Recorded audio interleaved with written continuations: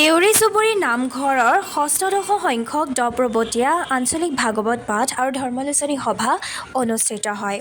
এই ভাগৱত পাঠ আৰু ধৰ্মালোচনী সভা ২৯ মাৰ্চৰ পৰা ৪ এপ্ৰিললৈ অনুষ্ঠিত হ'ব। তাৰে কিছুমান দৃশ্য চাওঁ আহক।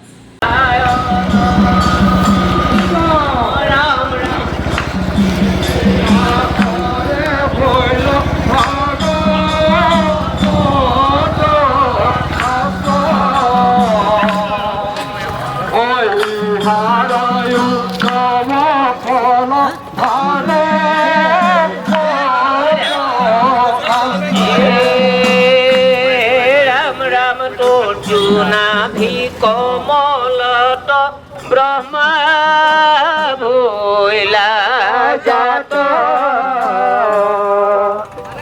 যুগে যুগে অৱতাৰ লয়া অসংখ্যাত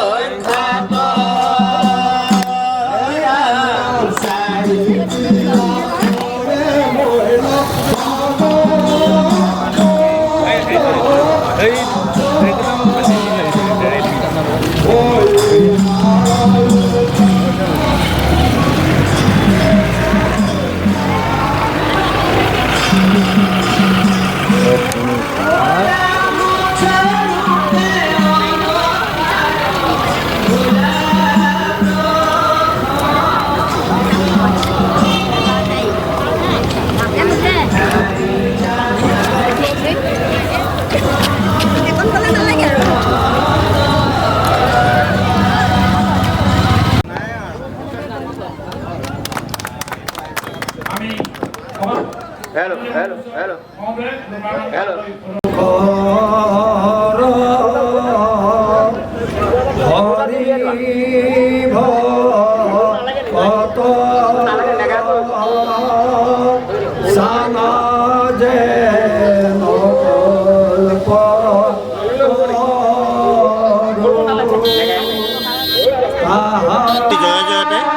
জয়তে আঞ্চলিক ভাগৱত পাঠ আৰু ধৰ্মালোচনী সভাৰ তৰফৰ পৰা সদৌ ভক্তপ্ৰাণ ৰাইজলৈ আন্তৰিক প্ৰণিপাত নিবেদন কৰিছোঁ।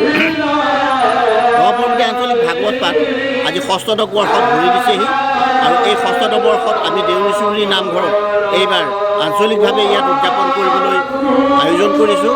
আজিৰ প্ৰথম কাৰ্যসূচী ইতিমধ্যে পতাকা উত্তোলন হৈ গৈছে, ধৰ্মধ্বজা উত্তোলন হ'ল, 9খন চুবুৰী 9খন পতাকা উত্তোলন হ'ল। ইয়াৰ পিছতে এয়া আছে সাংস্কৃতিক শোভাযাত্ৰা। এই আধ্যাত্মিকতাৰে পৰিভূষিত এই সাংস্কৃতিক শোভাযাত্ৰা আজি আমাৰ এই 9খন চুবুৰীত হ'ব। তাৰপিছতে আমাৰ আজি ভাগৱত পাঠ উন্মোচন হ'ব আৰু 5 দিনৰ বাবে এই ভাগৱত পাঠ চলি থাকিব। আৰু আমি 3গৰাকীকৈ ব্যাখ্যাকাৰ আমন্ত্ৰণ জনাইছোঁ। আমাৰ ইতিমধ্যে জগত বনিয়া বাপ, তাৰপিছত আৰু 2গৰাকী আমাৰ আছে উজনি, তেখেতসকল আহিব, আমাৰ আহি ভাগৱত পাঠৰ ব্যাখ্যা আগবঢ়াব। আৰু সমস্ত ৰাইজে এই অনুষ্ঠানটোত আমি জড়িত হৈছে। নৱপৰৱৰ্তী অঞ্চলৰ প্ৰায় 15,000 মানুহৰ যি আনন্দ বা যি আধ্যাত্মিকতাৰ পৰিৱেশ, সেই আধ্যাত্মিকতাৰ পৰিৱেশে আমাক যথেষ্ট উৎফুল্লিত কৰি তুলিছে। আৰু অসমৰ জাতীয় জীৱনৰ এই বৰ্ণাঢ্য যি আধ্যাত্মিক ভাৱধাৰা, আধ্যাত্মিক যি স্বাভিমান আছে, গুৰুজনাৰ সৃষ্ট এই আধ্যাত্মিকতাৰেই আমি অসমৰ স্বাভিমান আজি বিশ্বত প্ৰতিষ্ঠা কৰিব লাগিব। আমি অসমৰ জাতীয় যি স্বকীয় আমাৰ স্বাভিমান, সেইটো আমি আগবঢ়াই লৈ যাম।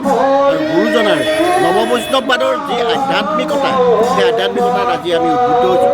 আমি এই ধৰণে আমাৰ এই অনুষ্ঠান কৰি যাম।